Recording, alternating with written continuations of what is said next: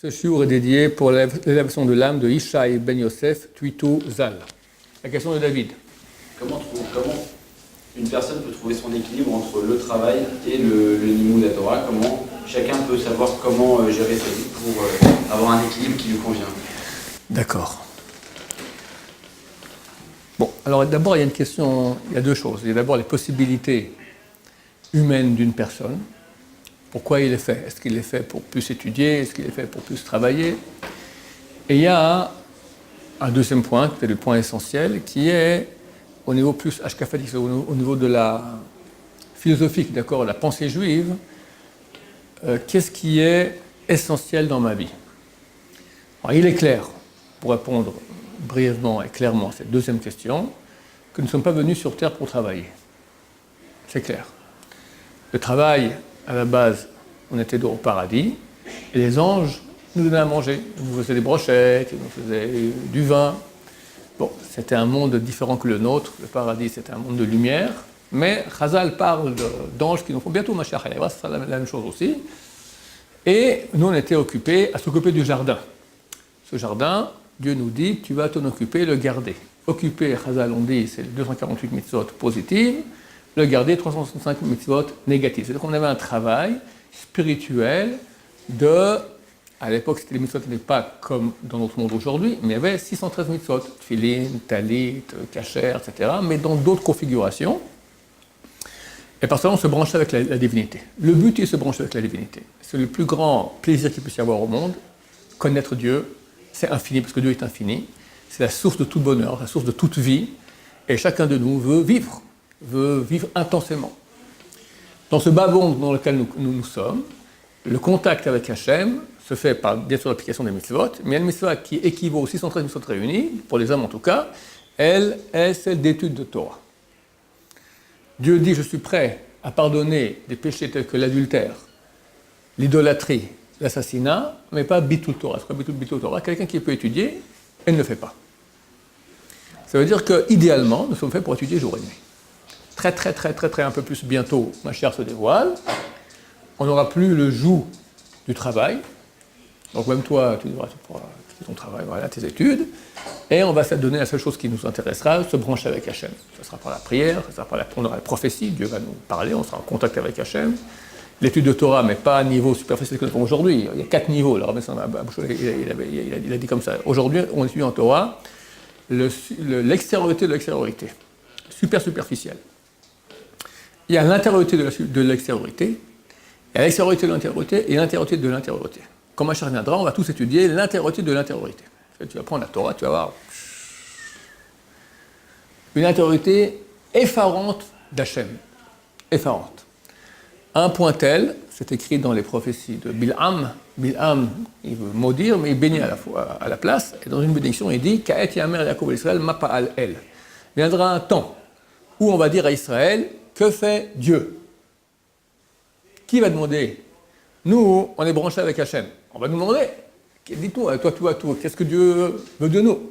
Alors non seulement les non-juifs, qui nous seront la finalité du peuple d'Israël par rapport à l'humanité, c'est Or la Goïm, lumière au Goïm, au peuple.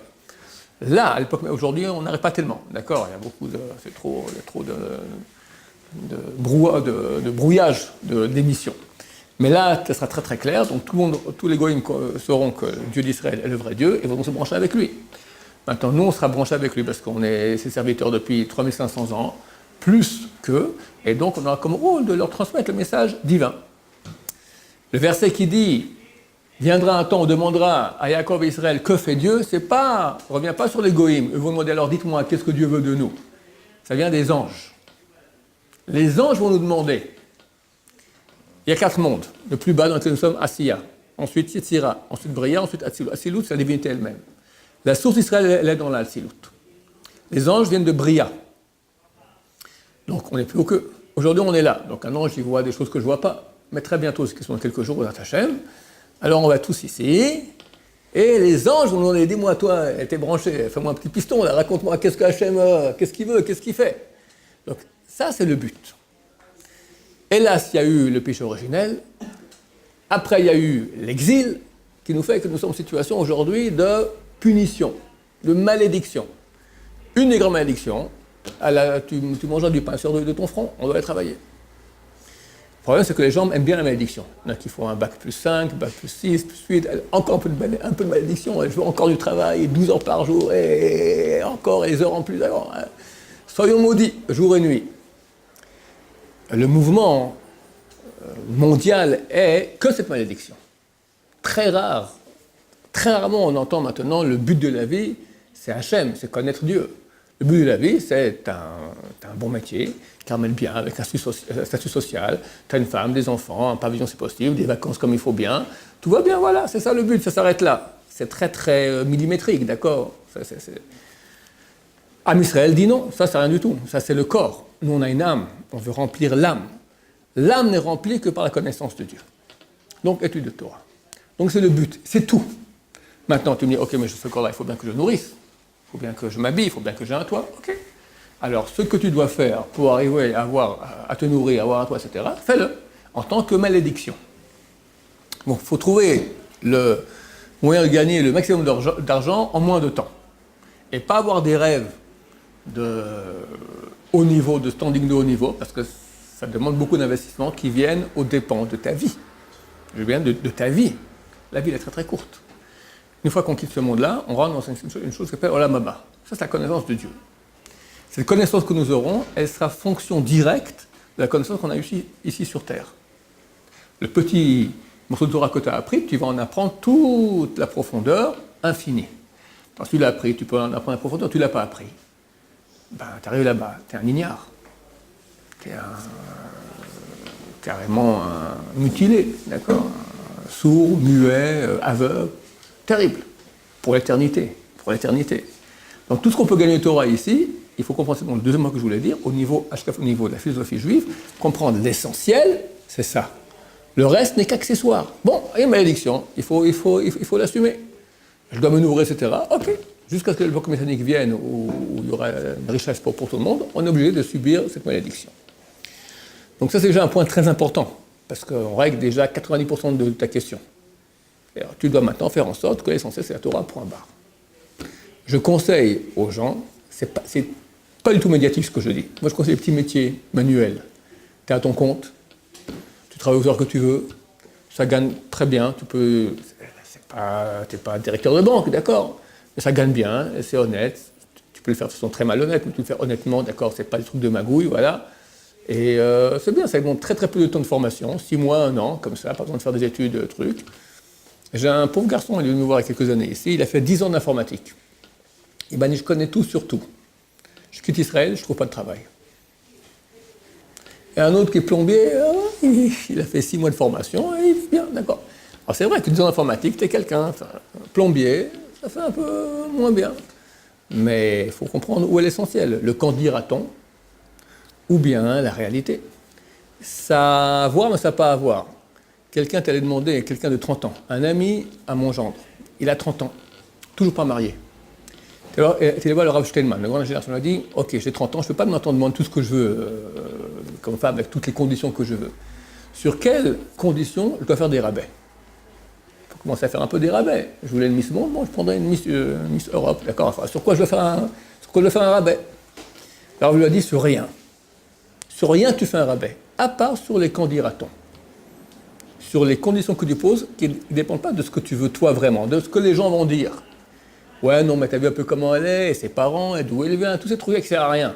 Tu regardes la femme comme elle est, elle, ce qui te va à toi, sans regarder tout ce qui est autour. C'est tellement vrai, tellement juste. Combien de fois dans notre vie, on fait des choses, pas à cause de la réalité vraie, à cause de autour. Combien de gens sont faits à faire tchouva, mais ils ont peur des parents, ils ont peur des gens, et le statut social, etc. Ils passent à côté de leur vie. Leur vie qui est ratée. Ils ont raté à cause du qu'en dira-t-on. Donc ce point est super important, il règle beaucoup de ta question. Maintenant, on va passer au point 1, qui est à l'envers, d'accord, deuxième point que le premier, que j'ai cité. Quelqu'un qui a compris que c'est l'essentiel de sa vie. Qu'est-ce qu'il doit faire? Alors là, comme j'expliquais en 2 mots, c'est tout simplement une question technique. Pas tout le monde est fait pour s'asseoir, il y a des gens qui sont plus scolaires, et des gens qui sont moins scolaires. Si quelqu'un peut arriver à étudier 10 heures, 12 heures par jour, le Stapler, dans le père de la Franken, qui est la grande génération, il fait un calcul. Il dit, normalement, un jeune homme à l'Yeshiva, il étudie 12 heures par jour, très facilement. 8 heures de sommeil, ça va, 8 heures de sommeil, c'est bien, hein. Maintenant, tu as 2 heures de prière par jour, il te reste encore 2 heures pour manger, aller aux toilettes, etc. Ça te fait 12. Il reste encore 12. Et ça, c'est quand tu dors 8 heures et quand tu prends 2 heures pour manger, aller aux toilettes, d'accord. Si maintenant tu fais encore des rabais là-dessus, tu peux rêver beaucoup plus. 12 heures de Torah par jour, c'est énorme. C'est énorme, 12 heures de Torah par jour. Énorme. Et facilement, on peut le faire. Je sais pas, le temps, il passe, il nous file entre les doigts. Le Gaon de Vilna, il pleurait à chaudes larmes à Yom Kippour pour 8 minutes qu'il avait perdues durant l'année. Si je peux arriver à Yom Kippour où je n'ai pas 8 minutes par jour qui sont perdues, je suis déjà très très content. D'accord ?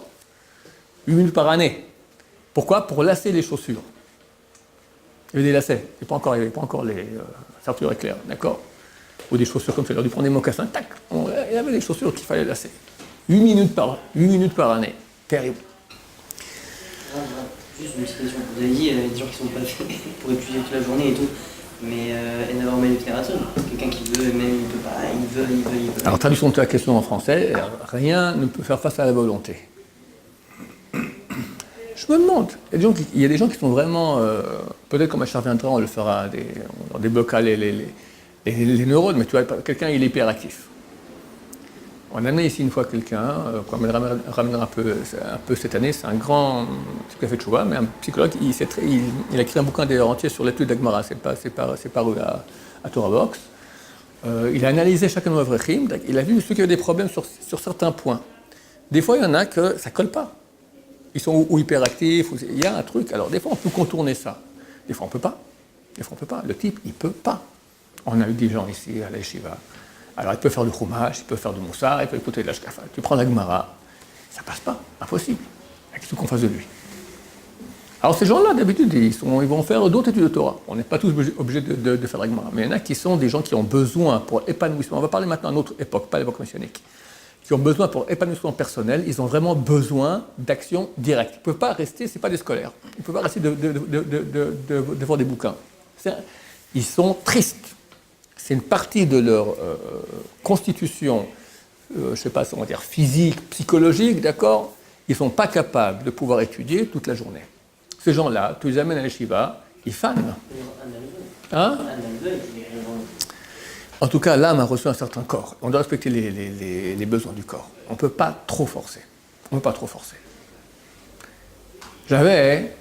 j'étais à l'Yeshiva, on m'avait mis pendant 2-3 mois, un des premiers raboutas que j'ai eu, on appelle ça roche balata. Une tête comme une balata, une dalle.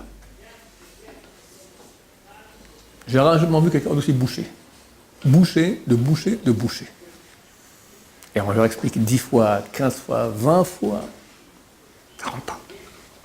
Mais il avait une volonté extraordinaire. Il essaye. On m'a raconté que 2-3 ans plus tard, ça s'est ouvert. On dit que le Rambam était bouché. Un jour, il a pleuré, j'ai ouvert le Echad, la nuit, il a pleuré comme ça, et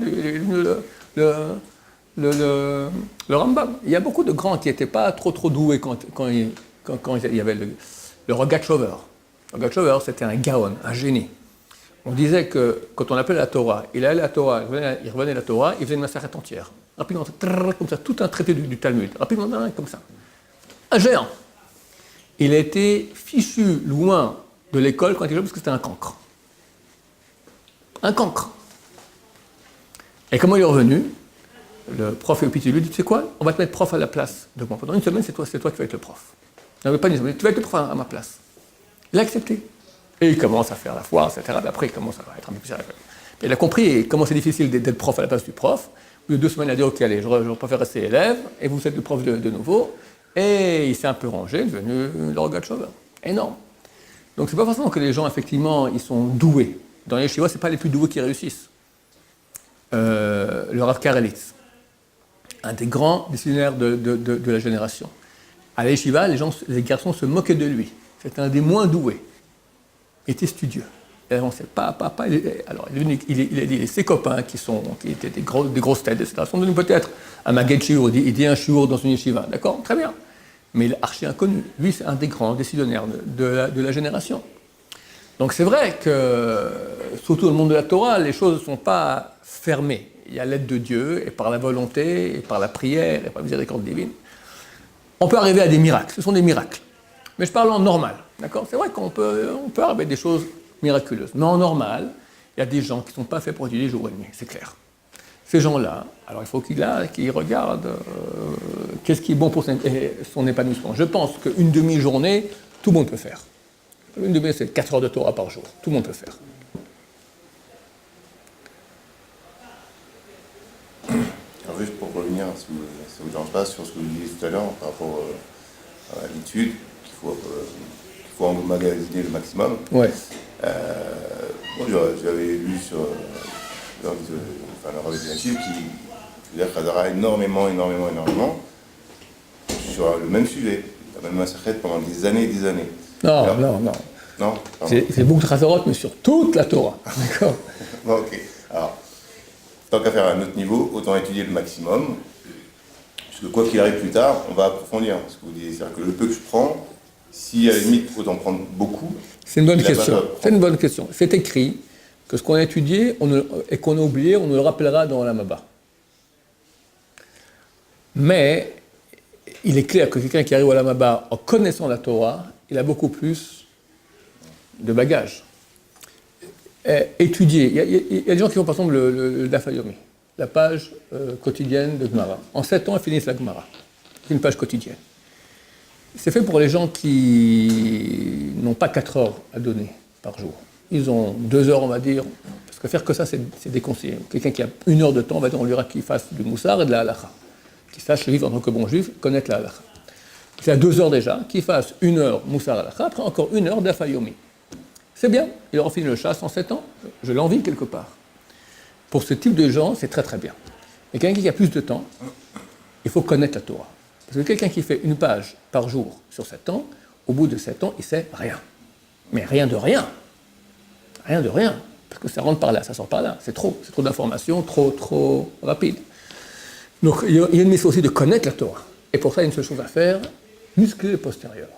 On s'assied et on revoit.